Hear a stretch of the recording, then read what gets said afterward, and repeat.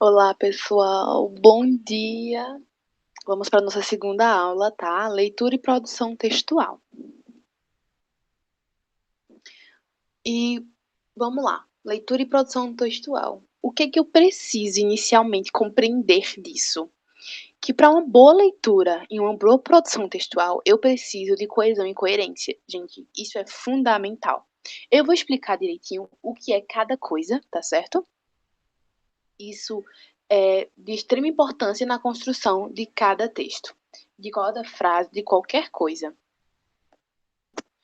E, além do que, ela se torna eficaz para uma transmissão clara, que flua de maneira segura, de maneira natural e harmoniosa. O sentido que eu quero passar para o leitor. Então, vamos lá para a coesão textual. Coesão textual é um resultado de disposição e da correta utilização das palavras que propiciam a ligação entre frases, períodos e parágrafos de um texto e colabora com a organização. Isso normalmente é usado os conectivos. Gente, então vamos lá. O que é que eu tenho de coesão textual? Coesão textual normalmente são algumas palavras que elas vão trazer a harmonização do texto, vão fazer a interligação do texto, das frases, das orações, e tem muitas partes sobre isso, tá bom? Eu vou explicar cada uma, ok? E normalmente são divididas em anáfora e catáfora, a coesão textual. Vamos lá. Anáfora e catáfora, elas vão se relacionar a informações que estão expressas no texto. E elas são classificadas, então, por esse motivo, de endofóricas. Vamos lá. A anáfora, ela retoma um componente que já foi citado. E eu vou trazer exemplos mais para frente que vocês vão entender direitinho como é que funciona. E a catáfora, ela vai antecipar o que eu quero trazer mais para frente. Ela contribui com a ligação e traz a harmonia textual. Só que para isso tem algumas regras.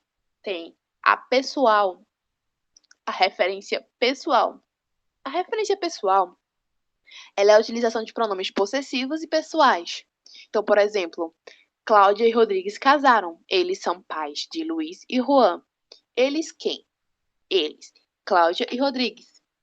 Então, a gente vê que é uma referência pessoal e anafórica. Por quê?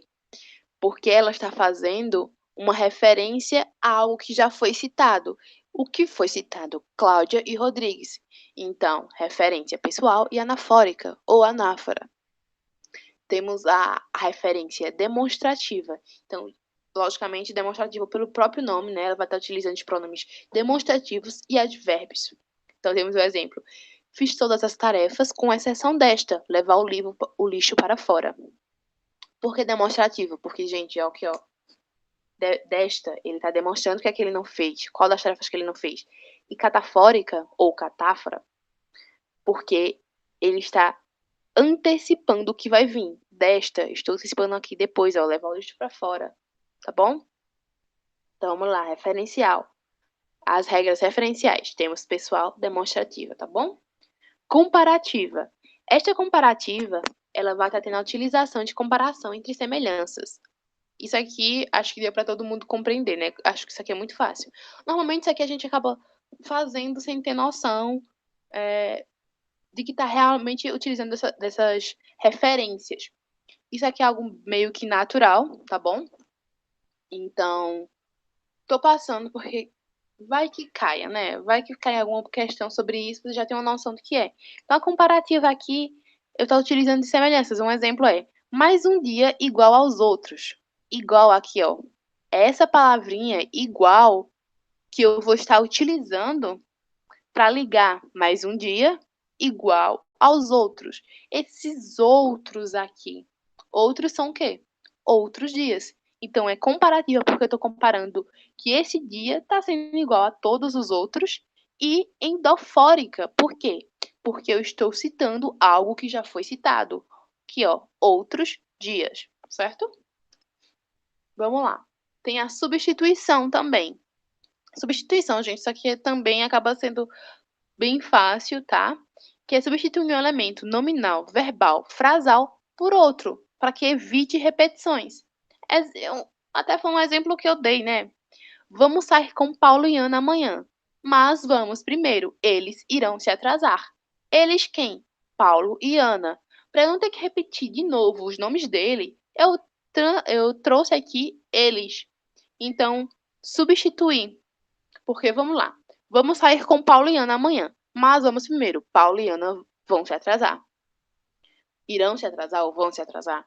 Tanto faz. Mas vejam só, fica um som repetitivo e cansativo. Então, para não ficar um texto tão repetitivo, que isso é uma coisa que vocês se atentem bastante, é repetição de palavras muito perto uma da outra. Isso não é muito bom para a redação de vocês. Então, se atentem a isso. Temos a elipse, gente. A elipse é uma comparação textual, tá certo? Um componente textual, perdão.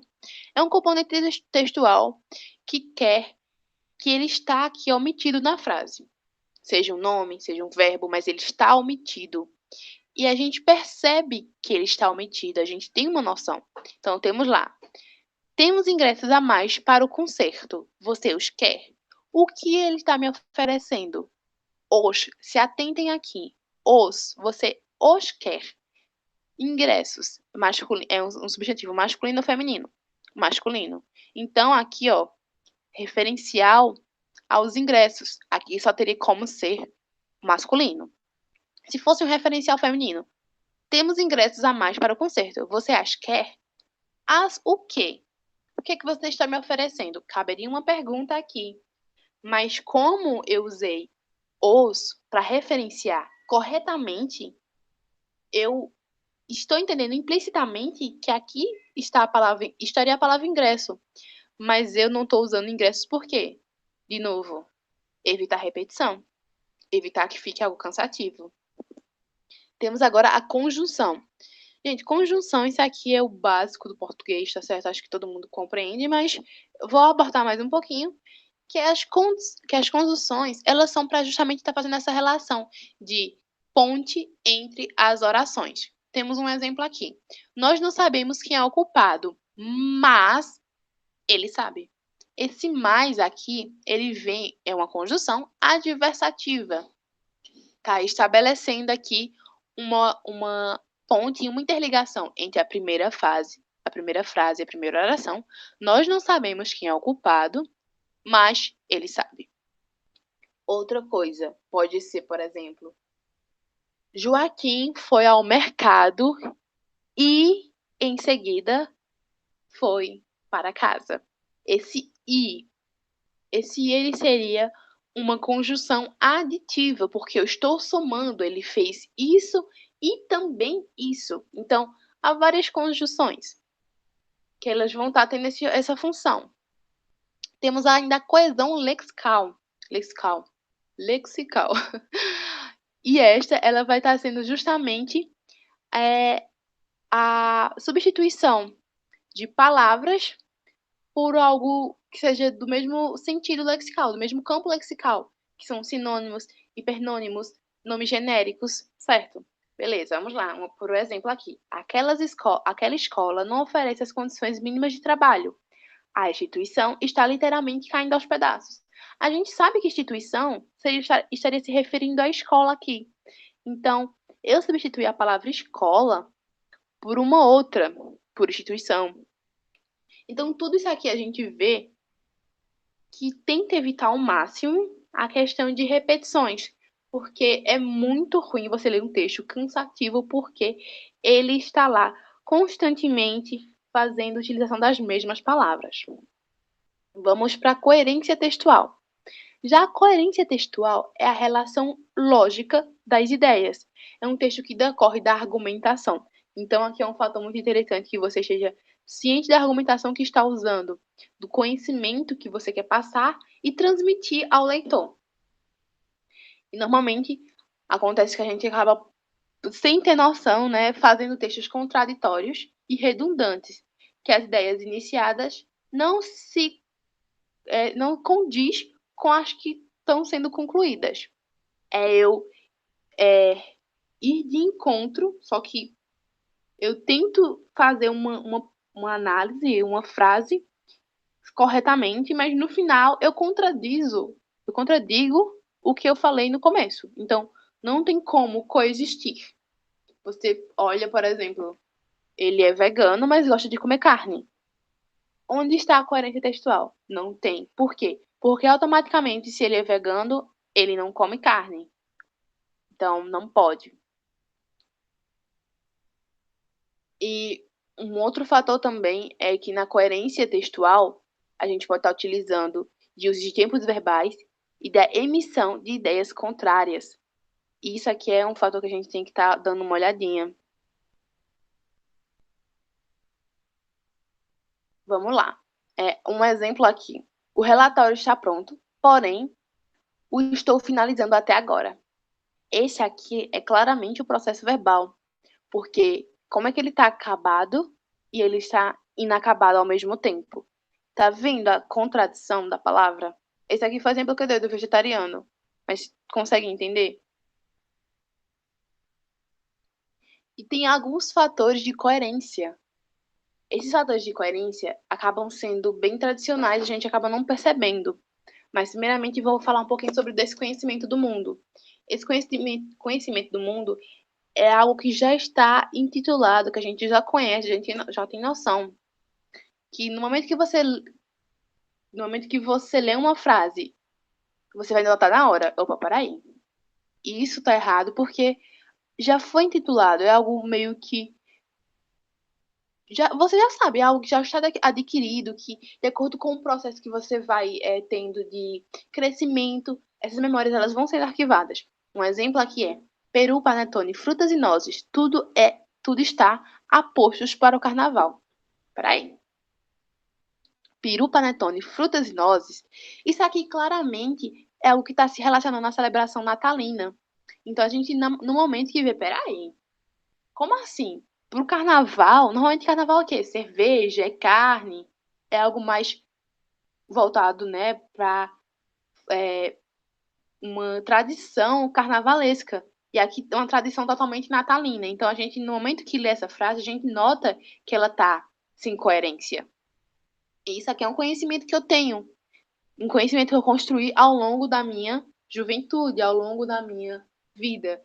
Que Natal a gente come peru, panetone, frutas e nozes. No Carnaval a gente come carne normalmente e e toma cerveja.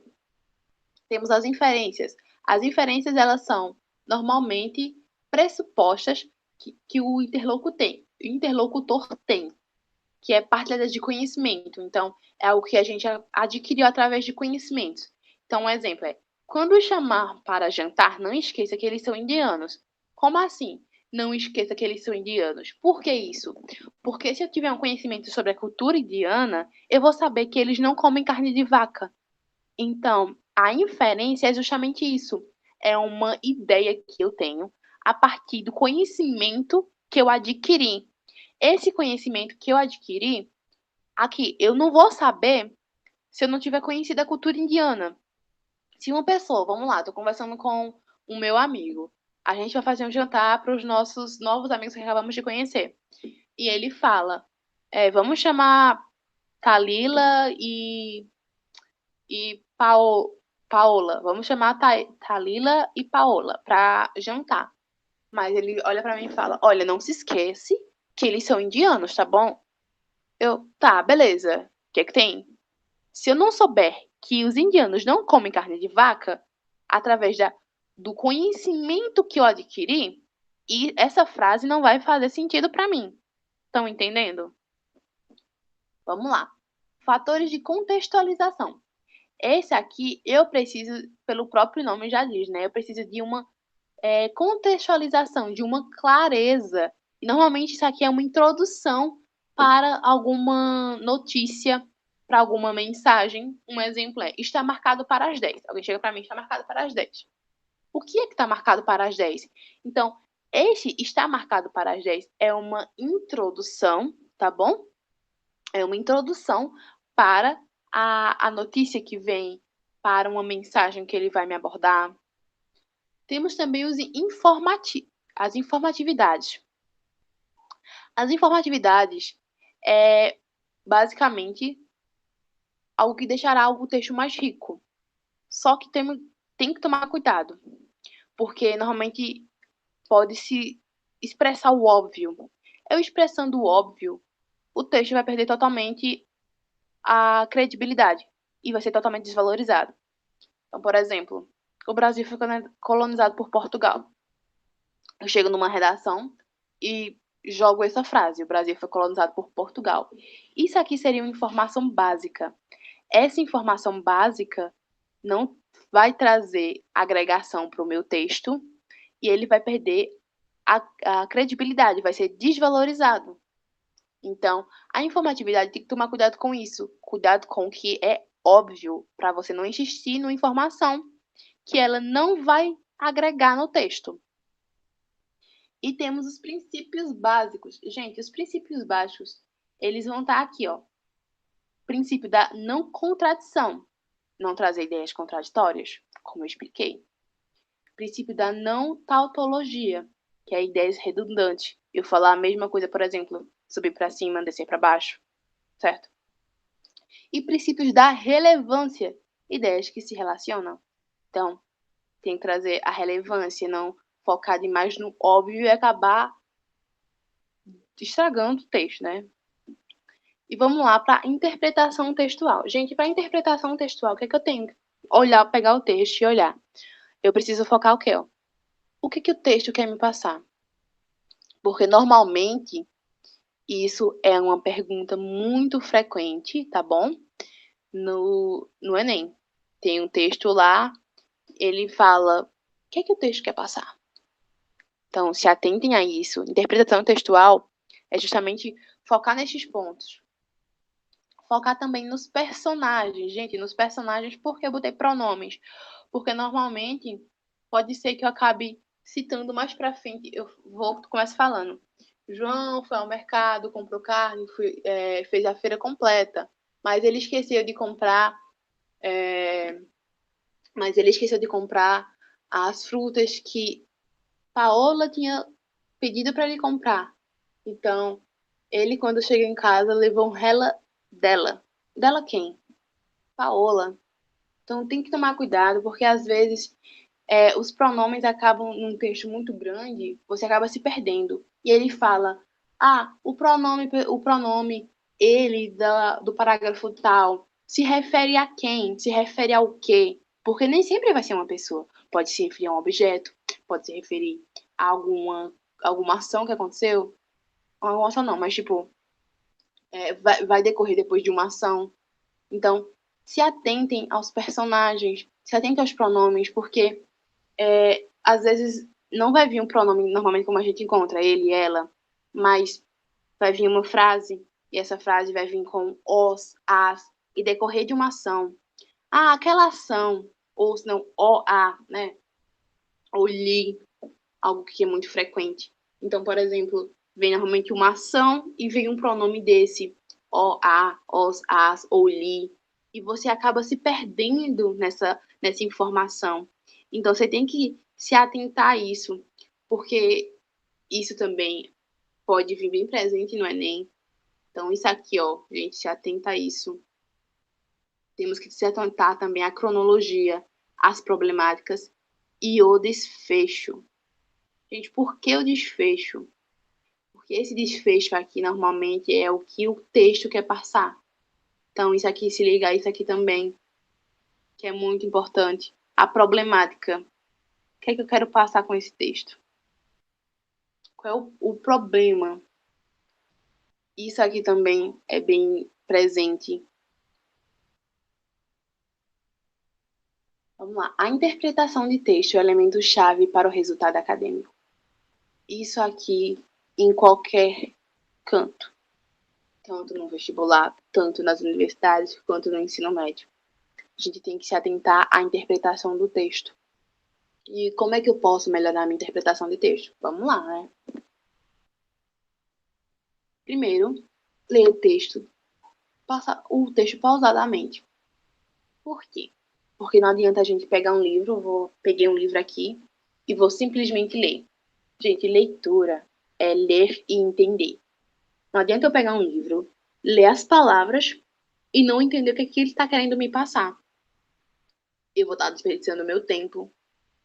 Então, dependendo do texto, você tem que ler ele 2, 3 vezes para conseguir compreender. Então, leia o texto pausadamente, não tenha pressa. Quanto mais você lê, logicamente, melhor vai ser a sua interpretação de texto.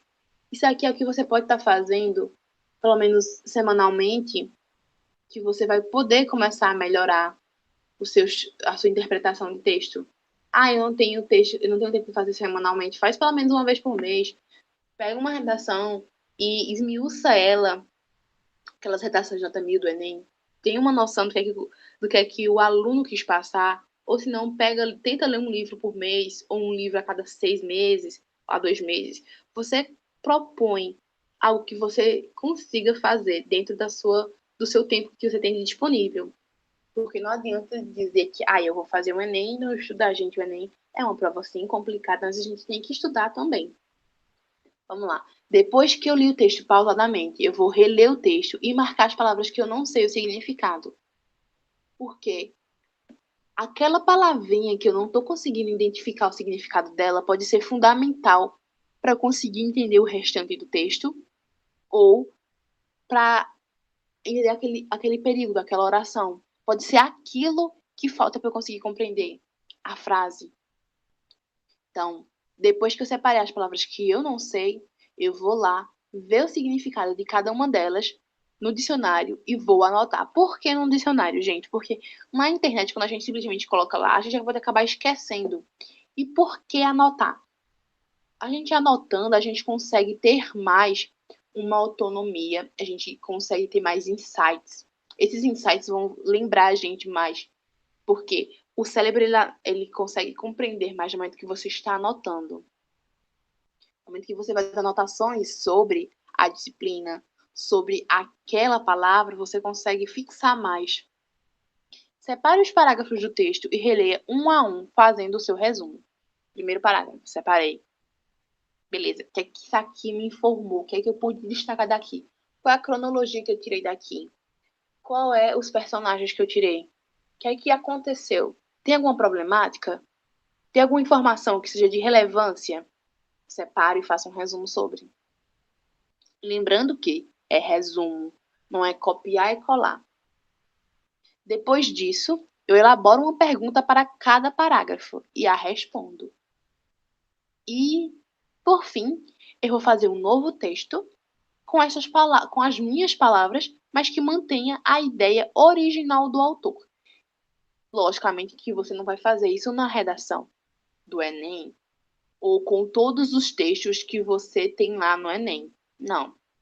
Mas você fazendo isso, daqui até lá, você consegue ter uma noção melhor e conseguir melhorar sua interpretação de texto. Texto dissertativo. Esse texto dissertativo é o que é base que a gente vai utilizar no Enem, né? Vamos lá, texto dissertativo.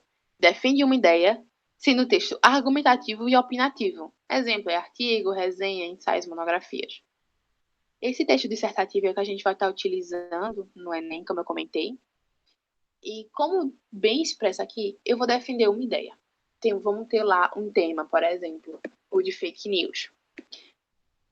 Esse tema de fake news, eu vou defender a ideia de que a fake news, por exemplo, né?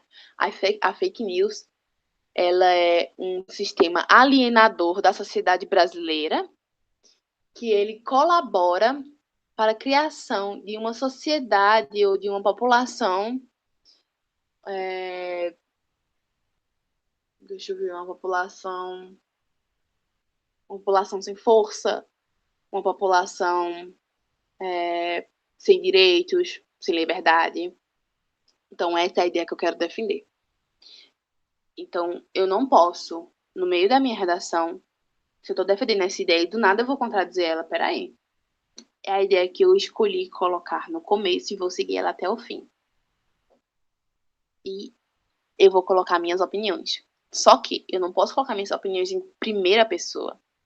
Não, porque cuidado com achismo, gente. Isso aqui é fundamental. Por favor, também muito cuidado, porque achismo não tem embasamento teórico. Isso é o que muito vão perguntar a você na sua faculdade. Me falaram. Quem lhe falou? Eu vi em um site. Sim, qual site? Eu vi uma reportagem, eu vi um dado, eu vi uma pesquisa. Que pesquisa? Quem foi o órgão que fez a pesquisa? Eu preciso de embasamento, eu preciso dizer quem foi a minha fonte, eu preciso dizer qual a credibilidade que eu tenho daquela fonte. Porque não adianta eu falar, jogar achismos e acabar cometendo o erro da fake news. Olha, já atrela uma coisa com a outra. Então tomem cuidado, porque o achismo pode ser muito fundamental para você. Fundamental assim, né? Algo que pode levar você a cair a sua nota do Enem, da redação. Porque achismo não tem credibilidade. Então, se atentem a isso, tá bom? É opinativo, sim, é opinião, porque eu vou dizer se eu concordo ou não com aquilo que o tema está propondo. Normalmente o tema da redação, ele vem com um tema que você pode ser contra ou a favor. Vamos lá, o sistema carcerário brasileiro, como forma de humanizar os detentos. Eu concordo com o sistema carcerário brasileiro ou não concordo? Entenderam? Então é essencial a gente não fugir do tema proposto. Como eu comentei na aula passada. Não fuja do tema, tá? Cumpra as regras gramaticais de acordo com a nova ortografia. Então, a língua portuguesa está sempre sofrendo uma nova ortografia. Então, se atenta à nova ortografia, tinha palavras que tinham acento, por exemplo, ideia. Ideia antes tinha acento, agora não tem mais. Pesquise sobre o tema. Logicamente que eu não vou poder chegar na hora do Enem, da redação, peguei o tema e eu vou pegar meu telefone para pesquisar. Não. Mas você fazendo a atividade de estar sempre fazendo uma redação pelo menos por mês, eu fazia uma redação por semana. Então você pode fazer uma redação por mês, se caso não tenha muito tempo. Você vai estar sempre tendo em contato com novas ferramentas que você pode estar utilizando elas para a sua redação. Pode ser um dado, pode ser uma música, pode ser um desenho, uma série, um livro, um filme, pode ser também até mesmo um objeto, um fato histórico. Você pode utilizar várias coisas. Teve uma menina que usou a Peppa Pig como embasamento dela para falar sobre a questão de usar crianças, eu não lembro exatamente o tema, mas usar as crianças como forma de comercialização, certo? Que propaganda, propaganda, propaganda, aí colocava propaganda no horário que as crianças estavam em casa para justamente fazer com que os pais, através da, da clemência das crianças pedindo tanto, elas compravam aqueles produtos. Então, contribuía para o capitalismo de um consumismo excessivo. Então, vocês podem tentar fazer essas redações uma vez por mês. Mas eu não tenho tempo. Bem, tenta ler um livro por mês, mas eu não gosto tanto de ler.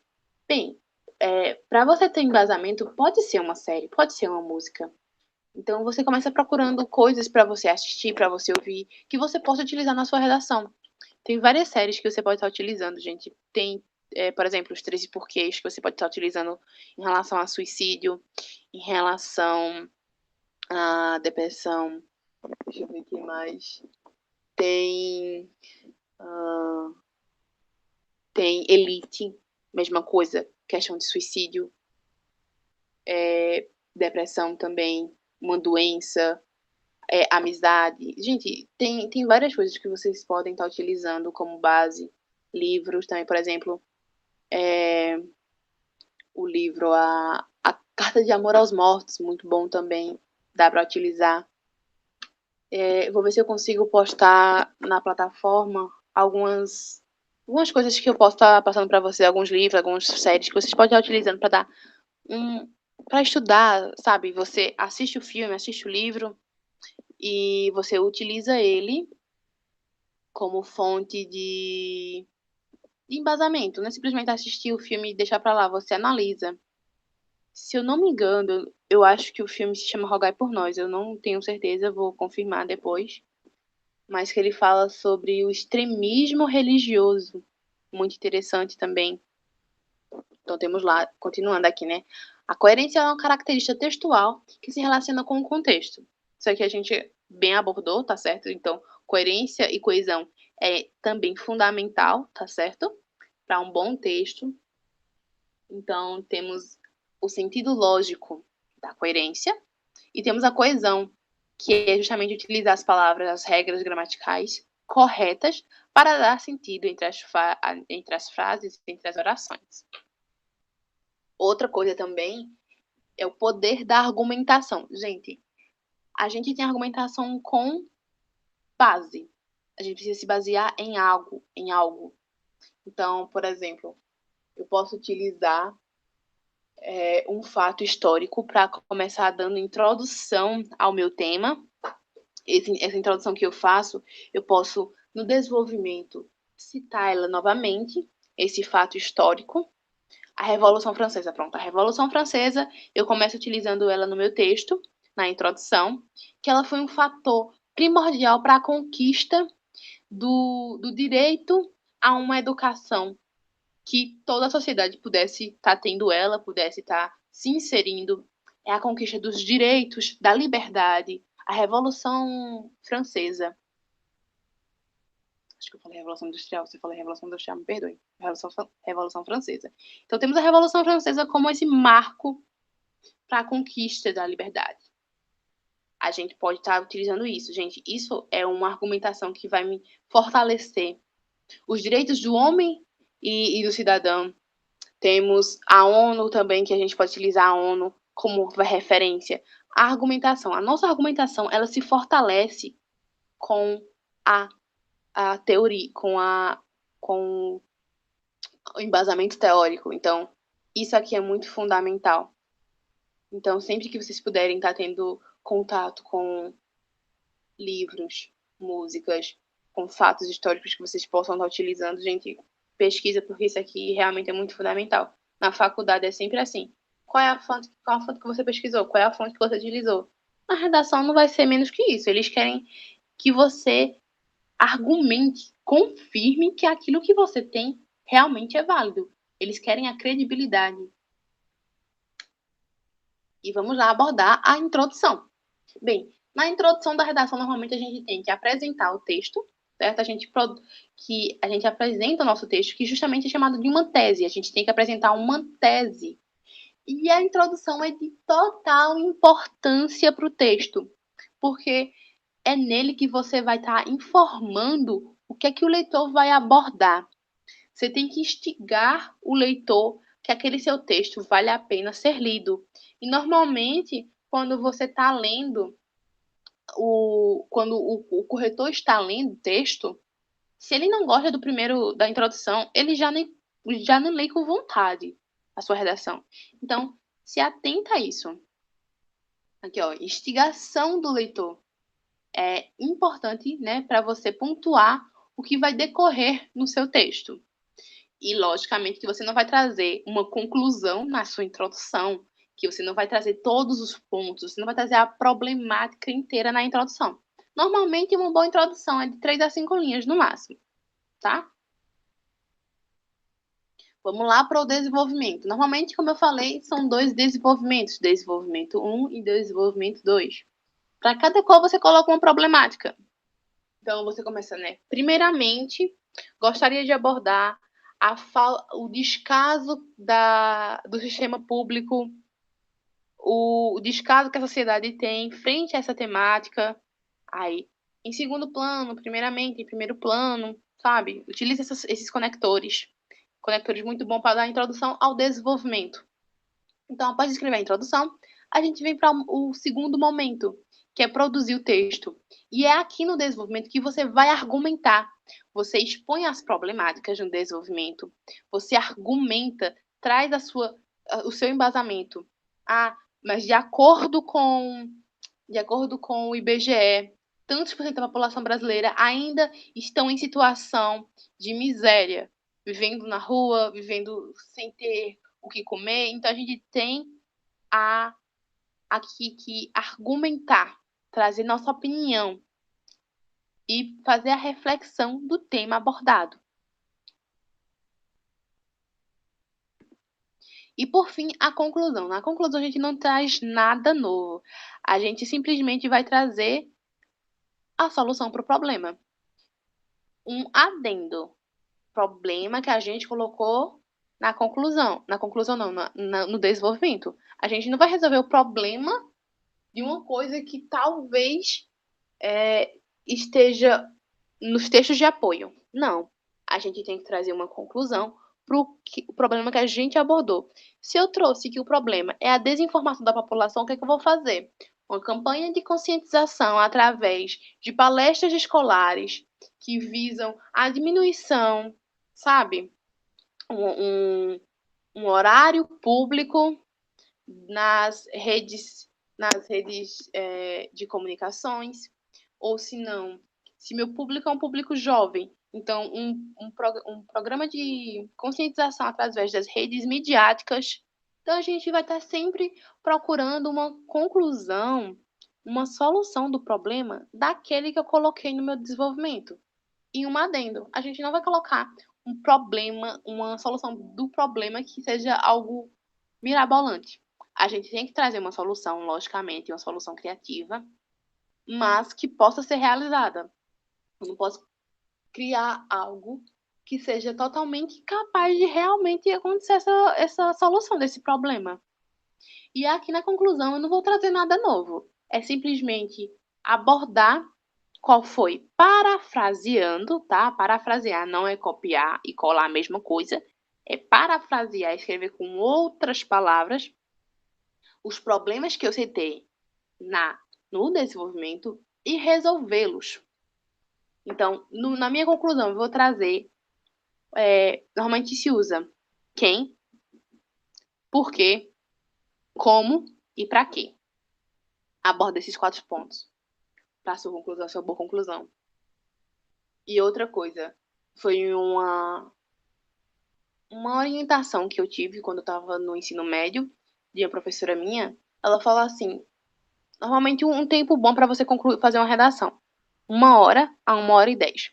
Pega um tema de redação. Você pega o tema, olha, não vai pesquisar nada na internet, não. Você vai, de acordo com os textos básicos, que tem muitos sites que oferecem um tema de redação e textos base, você pega aquele site, pega os textos base, lê e cronometra o tempo. A menos que você pegou aqui e abrir, pronto. Peguei o notebook, abri, ou peguei o telefone e abri, começa a cronometrar o tempo. Dá até no máximo 1h10 para você. Para você se policiar e começar a cronometrar seu tempo. E você faz a redação com o que tem de básico, com o que tem de conhecimento. E a partir daí, beleza. Depois que você termina, você pede para alguém tentar corrigir. Ou você mesmo corrige depois de um dia. Porque as ideias não vão estar bem frescas na sua cabeça. Não vai estar com as palavras totalmente frescas e a redação como você escreveu na cabeça. Você corrige um dia depois. Você vai notar erros de ortografia, erros de acentuação. E você depois começa a pesquisar.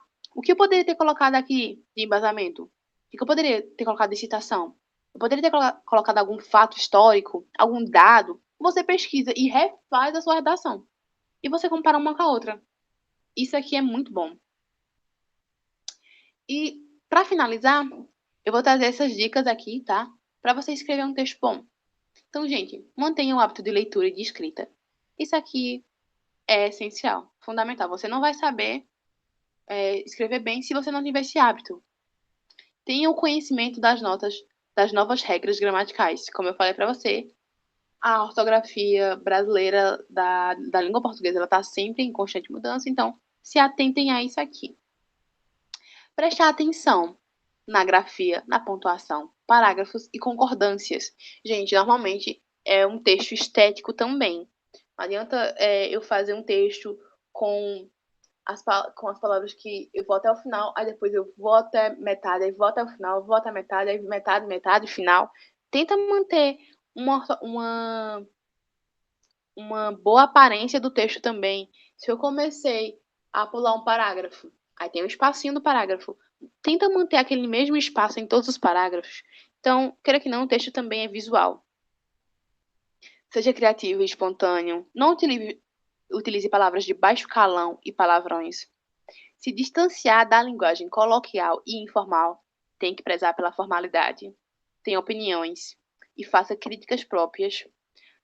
Tem que também se atentar à lógica das ideias. Aqui a coerência, a coesão também, tá certo? Não se afaste do tema proposto, tá? Faça um rascunho para evitar rasura. Queira que não, a rasura acaba tendo se for muitas rasuras, acaba tendo, queira que não, uma diminuição na nota. Se for uma, até que vai. Se necessário, leia o texto em voz alta. Só que a gente não vai ler o texto na hora da redação em voz alta. Mas, se necessário, enquanto a gente está treinando, a gente lê o texto em voz alta.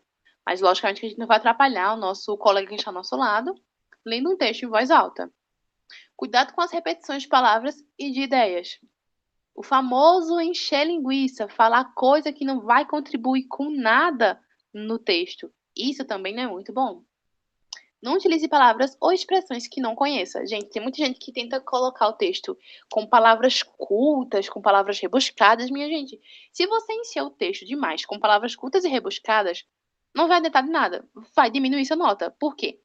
Eu não sei o que significa tal palavra. Vou colocar porque ela é bonita, parece ser algo que vai encaixar. E no final não contribui com nada. Palavras muito rebuscadas, talvez nem o corretor conheça e diminua porque você usou uma palavra.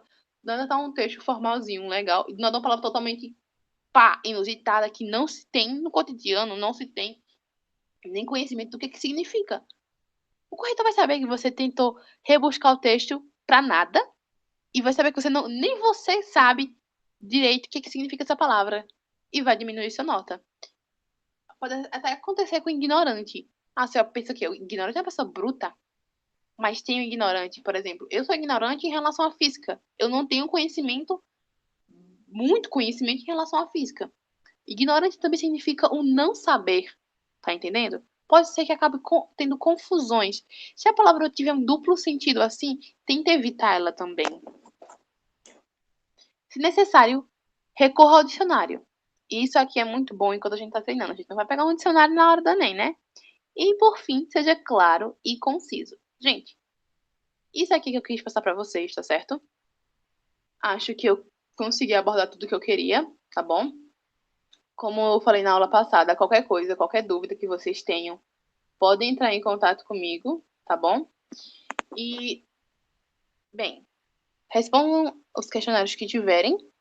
E muito obrigada pela atenção de vocês. E tenha uma boa tarde, uma boa noite, um bom dia, um bom final de semana. Não sei a hora que você está vendo esse vídeo, mas muito obrigada pela atenção de vocês, pessoal.